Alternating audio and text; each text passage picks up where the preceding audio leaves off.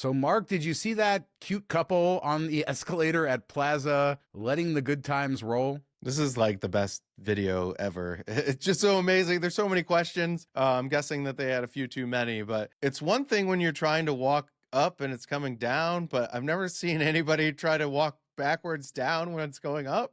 Their strategy was all over the place. Apparently, they threatened to sue the Plaza, and then the Plaza turned around and paid them money so that they could use this video in marketing once they showed them the surveillance video that the escalator was functioning just fine. But yeah, good memories. That is amazing that they were suing them because they thought it was the escalator's fault. Oh man, I don't know what the end goal was here. They were just lay on it and ride it up. Like I don't know why you're pushing yourself back. But it reminds me of the movie Mallrats, where they're always like, "There's another kid on the escalator." I have no idea what that reference. I've seen Mallrats, but I don't remember. So 2026 is almost upon us, and the IRS has finally released some preliminary guidance for Handpay thresholds, and it is good news. It is going up to $2,000 in 2026. Also good news, they say that it's going to be tied to inflation, and therefore it's going to adjust every year as everybody's been asking for, which I don't think was covered very much in the past, or we didn't know, but there you go. So good news indeed for people. And I think Vital Vegas said something like 2/3 of Handpays fall between $1,200 and $2,000. So a big cut in Handpays for everybody. No, I think this is great news, and I know we had wished it would go a little bit higher because when 1,200 was first introduced, it would be much higher in today's dollars than 2,000. But I think this is a good place to start, and just those numbers, seeing how much drop off and how many times you get a hand pay for like $1,300 and it's annoying. This will help with a lot of that. And I love that they added the automatic adjustment. That's something that should have been in there from the beginning. So that's good to see that we don't have to wait for them to pass another law or make adjustments or anything. It's automatically baked in there. So it's good to see all around. It should help with people that love to go to Vegas, love to gamble, as well as all the influencers out there that get hit with all these. Yeah, the 90% thing, write-off thing, that's still not fixed. So we'll see if they fix it next year and retroactively do that. I guess slot attendance probably going to hurt the most. Now, we've heard the casinos talk about when they institute self-pay for hand pays in the past that it hasn't hurt tips so much. But you have to think this is going to hurt tips for slot attendants, cutting all these hand pays out. Yeah, you would think. I mean, they might still make them do hand pays. Maybe the machine will still want to verify it. They'll want somebody to come out there and that they just don't have to fill out the paperwork. I don't know. Maybe that's a way around it. It's still kind of annoying, though, if you get stuck there for an hour waiting for somebody to come out and give you your money. Yeah, it was like when all the systems go down and you cash out $1 and it's still a hand pay. Yeah, they could do that. So it's up to the casinos if they want to lock a machine at any threshold. But at $2,000, you'll get the W2G. But let's move on to something that's exciting. Stranger Things, they had a drone show to celebrate their last season. This has got to be the best drone show Vegas has seen yet. I had just flown back to town. I was exhausted. I really wanted to see this. And then when I saw the video of it, I was so mad at myself for not going out. No, it looks epic, and one of the better drone shows we've probably seen anywhere in the U.S. I know Asia has some crazy ones over the top, but I think this was right in that realm. Maybe not as big scope-wise, but I think just the visuals they give you is so impressive. And I wish they would have waited until New Year's Eve. Like, let's do this with the fireworks or something. Yeah, that would be cool. They got to evolve here. We got to get drone shows on New Year's Eve. But at what point are these going to be less special for us? I still think that they're really neat. And when I see one in person, I went and saw the Disney one a few years ago, Disneyland Paris. I was just in Shanghai, saw one, and I've seen some here. I still am impressed by them. They still check a box for me. I mean, how long have fireworks been a thing? We're still impressed by those. That's so true. You know what's also a thing, Mark? Museums of art, culture, something that they said Las Vegas doesn't have. And we have a little bit over the years, right? Steve Wynn has introduced some of that. And we're going to talk about Steve Wynn on the next show and his thoughts on Las Vegas. But Elaine Wynn donated a ton of money for the Las Vegas Museum of Art. And we finally got some drawings and some sketches of what this place is going to look like. 60,000 square foot building. And it's designed by an architect whose name I will not try to pronounce and mess up, but it's going to open in 2029, groundbreaking in 2027. And this is in Symphony Park, right next to the Smith Center, just across the bridge from Plaza, etc. And I really love the way that they incorporated the sort of desert look into this building. Yeah, isn't Vegas like the last big metropolitan area that doesn't have an art museum? I think so. I think that's what I've heard. And certainly this is a big sort of catch for us. I mean, we haven't been known for this type of stuff in the past, Mark. Let's just say that.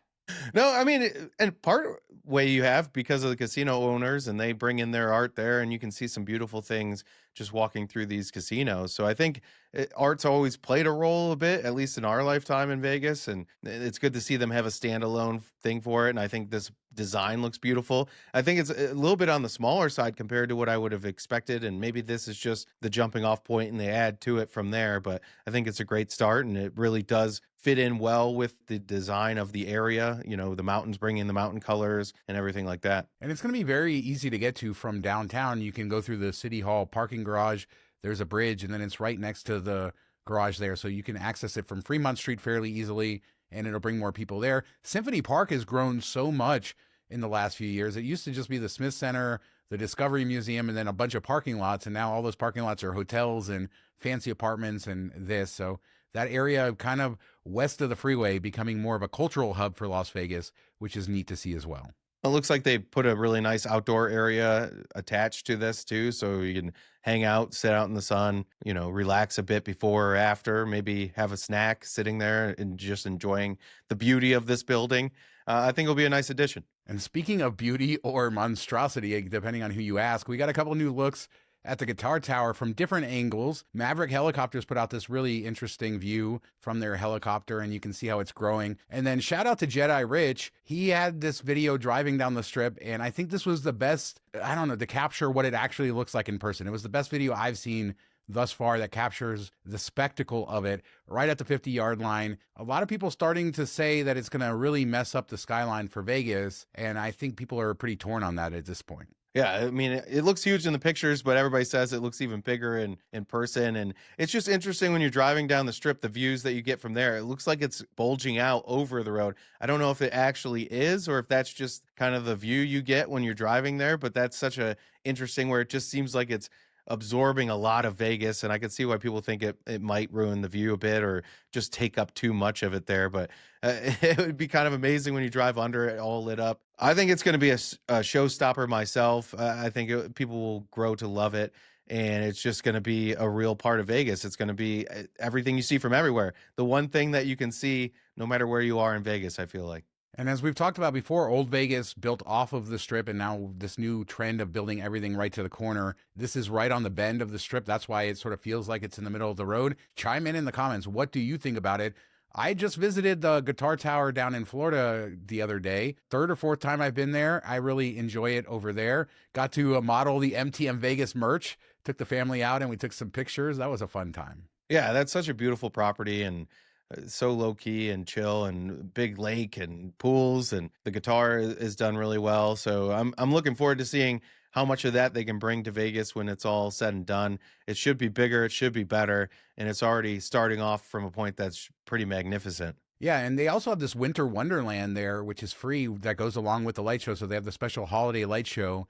And then the entire area about by the pool, they have this whole Winter Wonderland set up. I wasn't able to be there at nighttime this time for that, but I hope they bring some version of that because this is more free entertainment coming to the Las Vegas Strip. That light show will be free, and they haven't exactly been adding free things lately, so that's good. No, and we talk about like ice skating that happens at some locations and things like that, and how they really jazz it up for the holidays. And I think that'd be really cool, something to draw people in that maybe don't want to check out the guitar on their own, but hey, they have these little stalls, little shops, little drink things set up. I think it'd be really fun to walk around the property and get a taste of it that way.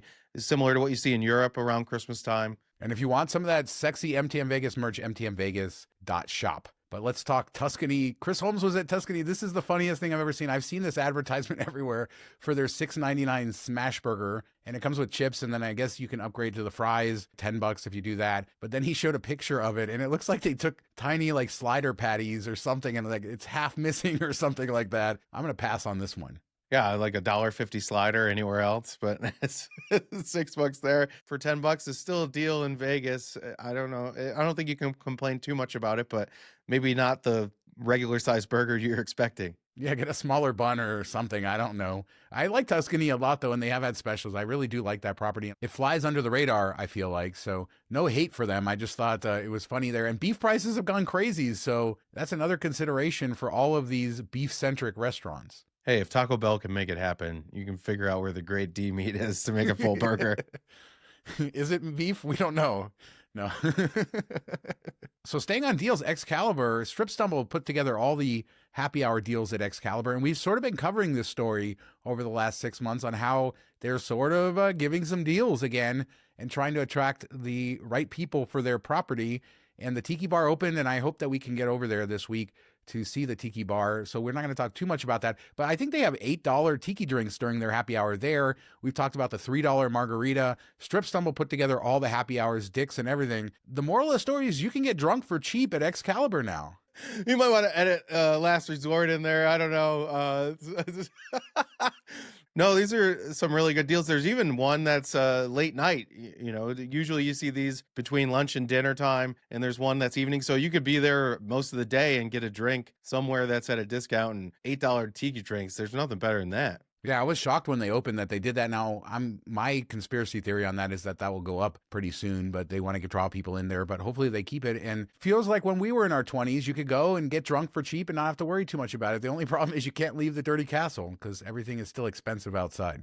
Yeah, there's no dicks outside. But moving on, 5 Las Vegas food trends that need to die in 2025. I saw John Curtis share this article from Jonathan Wright. This is a Review Journal article, and he went through some interesting stuff here. I highly recommend reading it because he goes into detail there. But he says Dubai chocolate. It's funny because I was talking to my daughter about Dubai the other day and how cool it is. And she's like, did you eat Dubai chocolate? And I was like, it didn't exist then. And it was only like 10 years ago. There was no Dubai chocolate, and now it's everywhere. Yeah, it's just kind of like a made up thing that they threw a name on. It's crazy how much it's blown up, but it was in my daughter's stocking this year. She loves it. Also, espresso martinis making a comeback, apparently. I mean, I used to like a good espresso martini, but I've seen them pre-made a lot now where they're like in this, they're on tap, which I don't know if that's good or not. Pricey food trucks, he makes a point, that they're charging more than a restaurant now. You don't even have a place to sit and you got to wait in a line. Food truck food I like, but the prices have gotten crazy. Yeah, I think food trucks should be at a discount, 20% off what you would pay at a sit-down restaurant.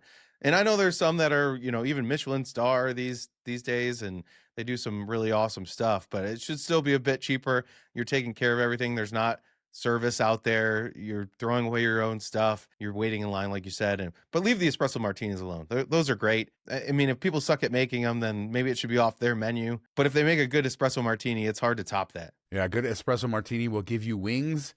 Let's see, water gambit. This is something you see in Europe all the time where it's like still or sparkling, right? Because in Europe, you have to pay for water. You don't get free water. But in America, you do. And I think that they do this where they come up and say, do you want still or sparkling, to trick you, but also to make you embarrassed to say tap.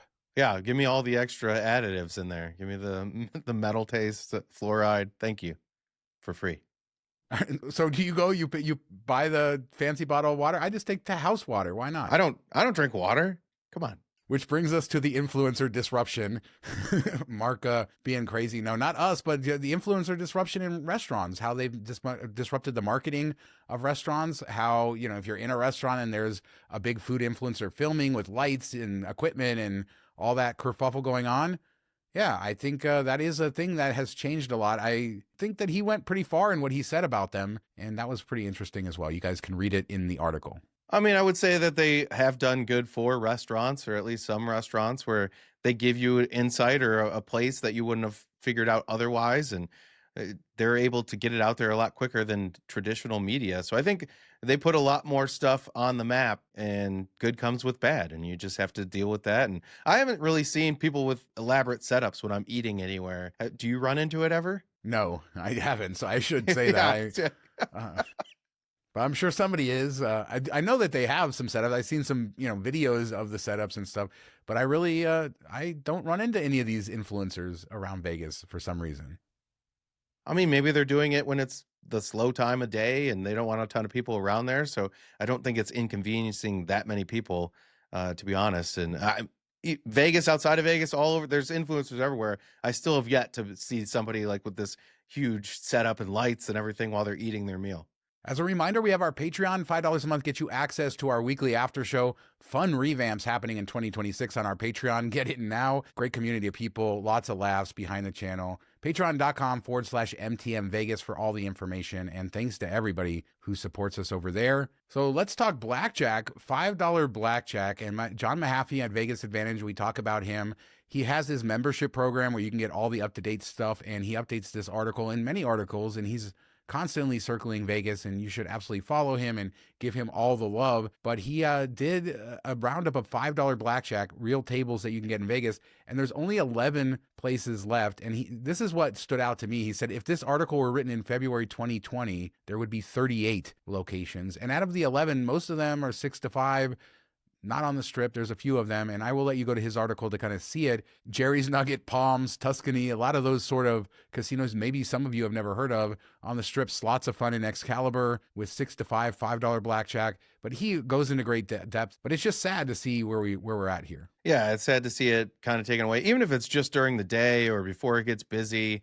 Some early afternoon type of tables where they offer it, you would think that you'd see some of that. So we don't get that as much. And I mean, the 6 to 5 on $5 bet, yes, it's more house advantage, but I think people that are playing $5 tables are there just to have a good time, have a couple drinks, not really caring about giving up that advantage. So I think they'd rather see more 6 to 5 $5 tables than no $5 tables.